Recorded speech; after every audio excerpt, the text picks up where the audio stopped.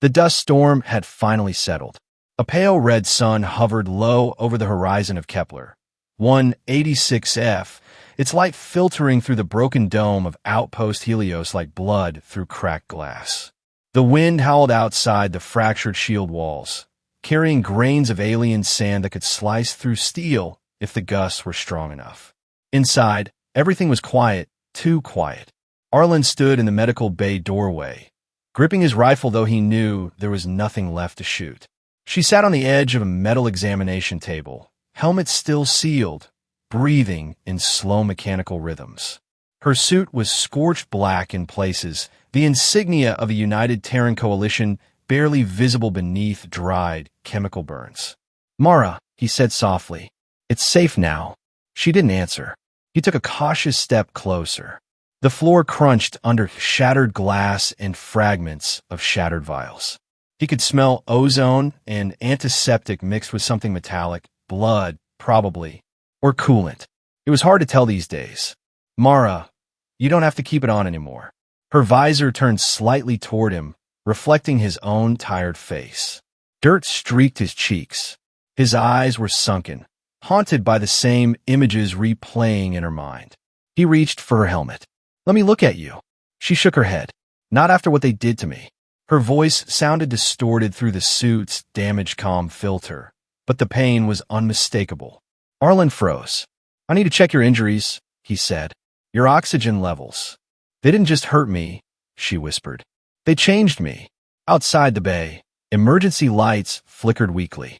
The rest of Helios outpost lay in ruins. Corridors collapsed. Labs burned.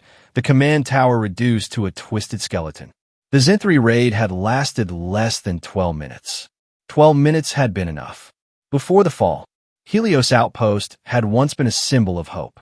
Built on a plateau of crimson rock, it was humanity's first long-term settlement outside the Sol system. Scientists, soldiers, engineers. Over 200 people lived and worked there, studying alien flora and monitoring Zinthri movements beyond the northern desert. Mara Cade had been the station's lead xenobiologist. She loved Kepler 186f. Where others saw danger, she saw possibility. Bioluminescent moss that glowed like starlight, translucent insects that communicated in color pulses, towering crystal trees that sang when the wind passed through them. "The universe isn't hostile," she'd once told Arlen during a night shift. "It's just misunderstood." Arlen, chief of station security, had laughed.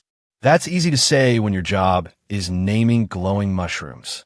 "Hey," she said, nudging him with her elbow, "those glowing mushrooms might save Earth someday." They'd watched the red moon rise together through the dome window, unaware that the Zinthri scouts had already marked Helios as a target. The Zinthri were not like the creatures she studied. They were intelligent, organized, and afraid. Terran intelligence believed the Zinthri saw humanity as an invasive species. Every outpost, every ship, every broadcast was viewed as an infection spreading through the galaxy. Helios had been too close to their sacred zones. Too visible. The raid. The alarms began at 3:14 station time.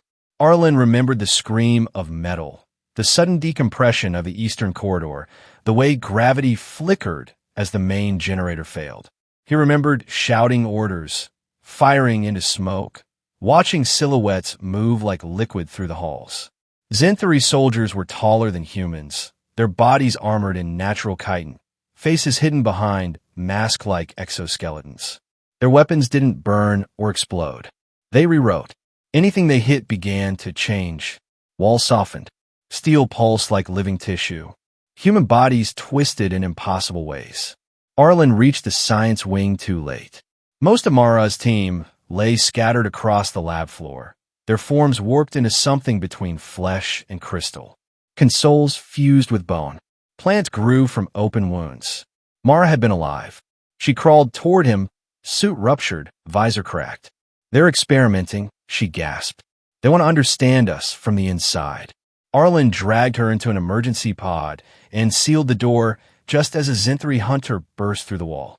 He fired until his rifle overheated, then ejected them into the desert. Helios burned behind them. The pod crash-landed 20 kilometers away. They had been hiding in the ruins of an old supply shelter for 3 days when the storm ended. And now, finally, they were alone. Present. You need medical attention, Arlen said again. Please. Mara's hands trembled as they clenched into fists. The suit's servos whined softly. If you see me, she said, you won't recognize me. I don't care what they did to you. That's easy for you to say. Her breathing grew faster. They opened my suit, she whispered. They put something inside me. I can feel it moving sometimes. Arlen swallowed. Mara, listen to me. You're still you. You don't know that. She stood up slowly. The light reflected oddly off her visor, as if something inside was glowing faintly blue. They didn't want to kill me, she said. They want to learn me. They used their rewriting tech on my nervous system, on my DNA. Arlen stepped closer despite himself. Why? Because I tried to talk to them. His heart sank. They intercepted one of my biosignals, she continued. I was broadcasting harmless data. They responded. I thought, maybe we could communicate, show them we weren't a threat. And instead, they decided I was the perfect test subject. Silence fell between them, thick and heavy. Take off the helmet, Arlen said quietly. She hesitated. Then, with shaking fingers, she unsealed it. The hiss of escaping air echoed in the room. Slowly, she lifted the helmet free. Arlen forgot how to breathe. Her face was still hers. Same sharp cheekbones, same dark eyes, but veins of soft blue light traced beneath her skin like glowing roots. Her pupils shimmered with unfamiliar patterns, splitting and rejoining like liquid glass. Along her neck, faint crystalline ridges had formed, pulsing gently with each heartbeat. She watched his reaction closely. You see? She asked. Arlen took another step forward. You're beautiful. She laughed bitterly. Don't lie. I'm not. He reached out, then stopped, unsure if touching her would hurt. Does it hurt? He asked. Not anymore, she said. It feels like there's another sense inside me.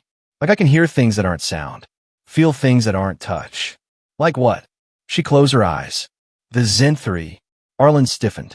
They're still out there, she said. I can feel their signals. Their thoughts, not in words, but in intentions. They're afraid. Afraid of what? Of me. The change. Mara's transformation had not ended in the lab. It continued. Over the next few hours, as Arlen patched wounds and restarted emergency systems, her skin brightened, the patterns shifting in response to her emotions. When she was anxious, the glow turned sharp and erratic. When she was calm, it flowed like water. She discovered she could manipulate the energy inside her. By touching broken equipment, she could coax it back to life, reordering its structure at a molecular level. Melted wires straightened. Burned circuits healed. You're rewriting matter, Arlen said in awe. So are the Zenthri, she replied. They just taught me their language without meaning to. Her new senses expanded beyond the shelter walls.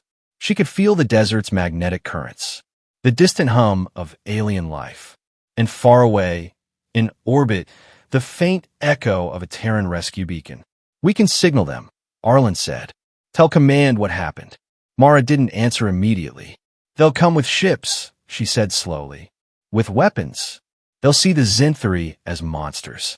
And the Zenthri will see them as proof they were right about us. And what are we supposed to do? Arlen asked. Something different. She turned toward the ruined horizon. I can talk to them now. First contact. They traveled at night, moving across dunes toward the Zenthri border zone. Arlen kept his rifle ready, though he suspected it would be useless if things went wrong. Mara walked ahead, her body glowing faintly like a living star map. When the Zenthri appeared, they rose from the sand like statues forming from the earth. 5 figures, tall and faceless, weapons grown from their arms. Arlen raised his rifle. Mara lifted her hand. They know me, she said. They remember what they did. A wave of sensation passed through her. Fear, curiosity, regret. They didn't understand pain, she whispered. Not like we do. They thought changing me was kindness. Adaptation. She stepped forward. The Zenthri lowered their weapons. Arlen felt the air vibrate as a silent exchange took place, not in sound, but in energy patterns. They thought humans were fragile, Mara said. They feared we would die in this system and poison it with our ruins. So they tried to make me like them, so I could survive. And did it work? She looked at her glowing hands. Yes. The tallest Zenthari approached and extended a limb. Mara hesitated. Then she touched it. Light flared between them. The message.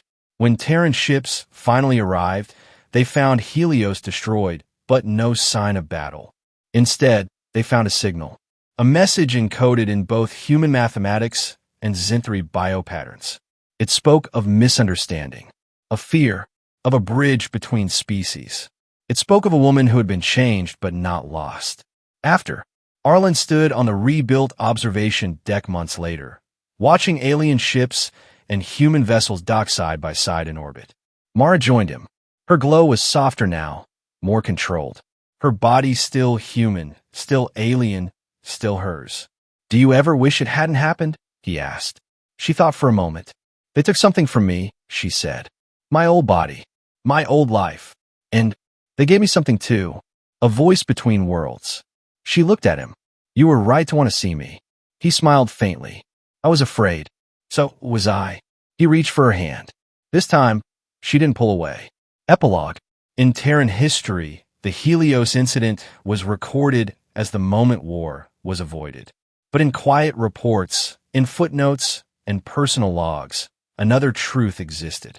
That piece began with one woman who refused to hide, who said, not after what they did to me, and then showed the galaxy what survival could look like. Not as a weapon, but as a bridge.